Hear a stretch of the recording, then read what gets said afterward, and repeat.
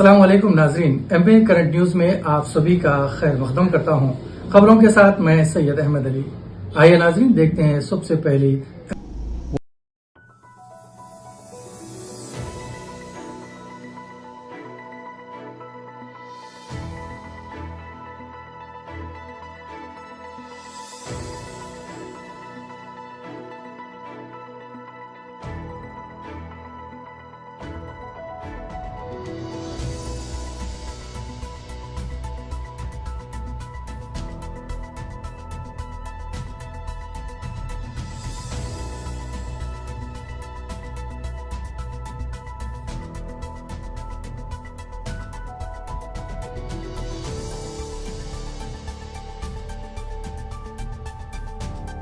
उत्तर प्रदेश के chief minister Yogi Adityanath ने कहा है कि तेलंगाना में मुस्लिम रिजर्वेशन को ख़त्म करना है तो बीजेपी को इख्तियार में लाने की ज़रूरत है।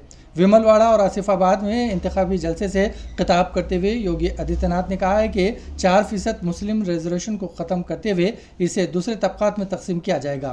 मुसलमानों के तहफ़्फ़ुज़ात गैर आइनी हैं। उन्होंने कहा कि BRS हुकूमत 12% मुस्लिम तहफ़्फ़ुज़ात को सामने लाकर SC, ST और कमज़ोर तबक़ात के साथ नाइंसाफ़ी करने की कोशिश कर रही है। उन्होंने बीजेपी को इख्तियार में लाने पर जोर दिया। अगर मुस्लिम तहफ़्फ़ुज़ात को ख़त्म करना है, कांग्रेस, BRS और BSP का एक ही एजेंडा है। उन्होंने सवाल किया कि क्या अगर कांग्रेस और BRS की हुकूमत होती तो क्या अयोध्या में राम मंदिर बनती थी? तुष्टीकरण की राजनीति का सबसे गंदा खेल देखना हो तो तेलंगाना में हम उसे देख सकते हैं। समाज को बांटने के लिए और अपने स्वार्थ के लिए कोई सरकार किस हद तक गिर सकती है, उदाहरण यहां पर मुस्लिम आरक्षण के रूप में है। भाइयों बहनों, इस चुनाव में भारतीय जनता पार्टी तेलंगाना वासियों से एक वायदा करती है कि भाजपा को जिताइए, मुस्लिम आरक्षण का खात्मा भारतीय जनता पार्टी करेगी। भाजपा मुस्लिम समुदाय के 4% आरक्षण को समाप्त करेगी और इसे अनुसूचित जाति, अनुसूचित जनजाति और अन्य पिछड़ा वर्ग में इस आरक्षण की सुविधा का लाभ उपलब्ध करवाएगी।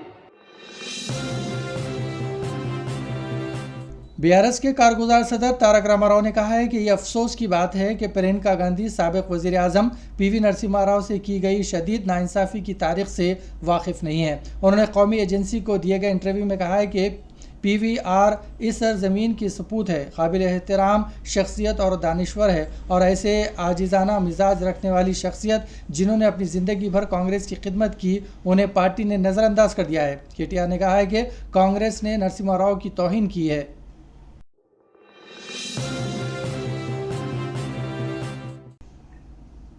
रियासती वजीर हरीश राव की हेलीकॉप्टर की गलत जगह लैंडिंग हुई। तफसीलात के मुताबिक वो आज इंतखाबी मुहिम में हिस्सा लेने के लिए हेलीकॉप्टर में रवाना हुए। इनके हेलीकॉप्टर को महबूबाबाद नगर में लैंडिंग करनी थी, ताहम किसी वजह से हेलीकॉप्टर ने कोडोर मंडल में लैंडिंग की। ज़राए के मुताबिक रियासती वजीर गलत लैंडिंग पर बरहम हो गए और वो वहाँ से कार में महबूब नगर के लिए रवाना हुए, जहाँ रोड शो में वो हिस्सा ले रहे हैं। वाज़ेह है कि इंतखाबात का वक्त करीब जैसे जैसे आ रहा है, BRS कायदीन हेलीकॉप्टर में इंतखाबी मुहिम चला रहे हैं।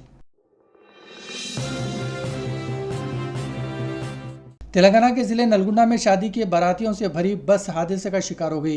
हादसे में एक बाराती हलाक और 10 बाराती जख्मी हो गए। यह हादसा ज़िले के चंतापल्ली के करीब उस वक्त पेश आया जब प्राइवेट ट्रैवल्स की बस के ड्राइवर ने इसका तवाज़ुन खो दिया और यह बस उलट गई। इस हादसे में मुसाफिरीन जख्मी हो गए। यह बस आंध्र प्रदेश के ज़िले गुंटूर के माचरला से हैदराबाद आ रही थी कि नागार्जुना सागर रोड पर यह हादसा पेश आया। जख्मियों को इलाज के लिए फौरी तौर पर करीबी अस्पताल मुंतकिल कर दिया गया। बताया जाता है कि हैदराबाद से ताल्लुक़ रखने वाले नौजवान की शादी गुंटूर के माचरला में जुमे को अंजाम दी गई।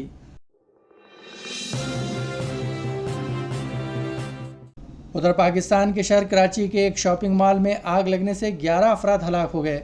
राशिद मिनहास रोड पर RJ माल में आग लगने का ये वाक़या पेश आया। पुलिस ने बताया कि उन्होंने 8 नाशों की शिनाख्त कर ली है। इस हादसे में 22 लोगों को बचा लिया गया। इमारत को चौथी मंजिल तक साफ कर दिया गया। 5वीं और 6वीं मंजिल पर फंसे अफराद को निकाला जा रहा है। फायरिंग डिपार्टमेंट ने बताया कि उन्हें सुबह 6:30 बजे हादसे की इत्तला मिली।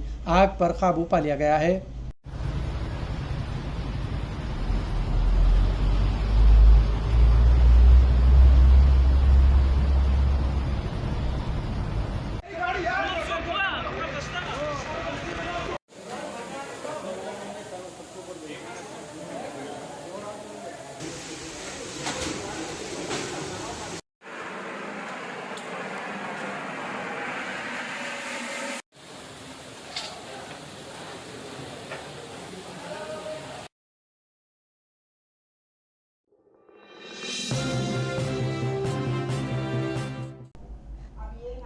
मरकजी वज़ीर दाखिला अमित शाह ने इल्ज़ाम लगाया कि राजेंद्र नगर दहशतगर्दों का मरकज़ बन गया है। एक साल के अंदर राजेंद्र नगर में 3 दहशतगर्दों को NIA ने अपनी तहवील में लिया है। उन्होंने इल्ज़ाम लगाया कि MIM के ताउन से दहशतगर्द यहाँ पनाह ले रहे हैं। उन्होंने सवाल किया कि क्या इन दहशतगर्दों को NIA की जानिब से गिरफ्तार किए जाने तक यहाँ की पुलिस क्या कर रही थी। अमित शाह ने आज राजेंद्र नगर असम्बली हल्कों में रोड शो से खिताब किया। इस मौके पर उन्होंने कहा कि चीफ मिनिस्टर चंद्रशेखर राव और इनके फर्जंद KTR राव के बदनवानियों की तहकीकात करते हुए इन दोनों को जेल भेज दिया जाएगा।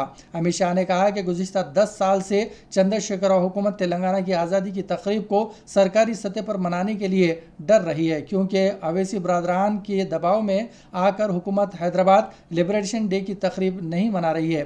ताहम वो वादा करता हूँ कि BJP इख्तियार में आने के बाद हर साल 17 सितंबर को हैदराबाद लिबरेशन डे मनाया जाएगा।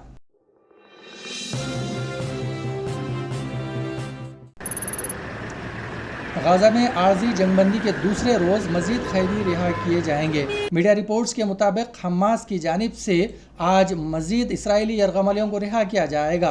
इसराइल और हमास के दरमियान 4 रोज़ा आर्जी जंग बंदी माहदे के तहत गुज़िश्ता रोज़ हमास ने 24 जबकि इसराइल ने 40 फ़लस्तीनी कैदियों को रिहा किया था।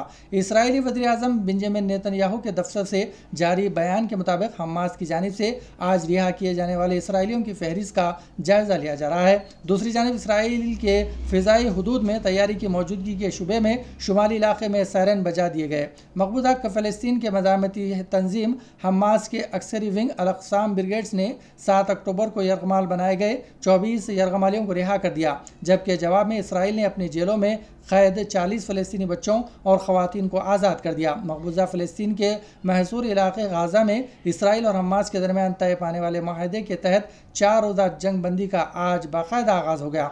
आर्जी जंग बंदी का आगाज़ मुकामी वक्त के मुताबिक सुबह 7 बजे हुआ, जो अगले 4 रोज़ यानी मंगल की सुबह तक जारी रहेगा। जंग बंदी के दौरान इसराइल हमास माहदे के तहत कैदियों का तबादला किया जाने वाला है।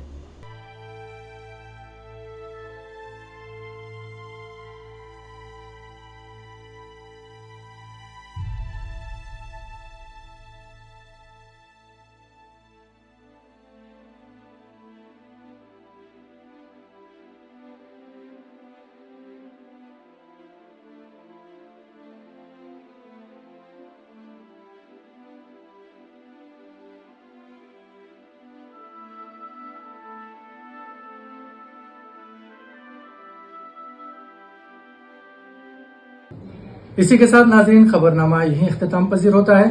हमें सारी टीम के साथ इजाज़त दीजिए और हाँ, MA करंट न्यूज़ को सब्सक्राइब करना और लाइक करना ना भूलें।